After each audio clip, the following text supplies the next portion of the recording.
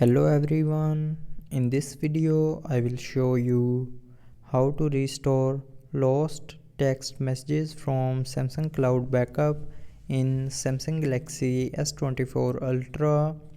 So before starting the video, don't forget to subscribe the channel and also press the bell icon. So first of all, open settings. Now in settings, scroll down and here click on accounts and backup. Now in accounts and backup, click on restore data in Samsung Cloud section.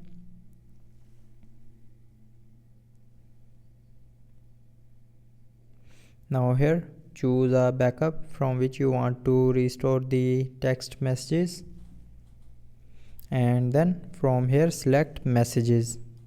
Now after selecting messages here, click on restore to start restoring your lost messages, and then it will start restoring your messages.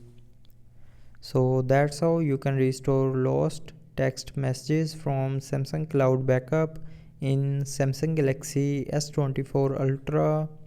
So I hope you liked the video. Thanks for watching.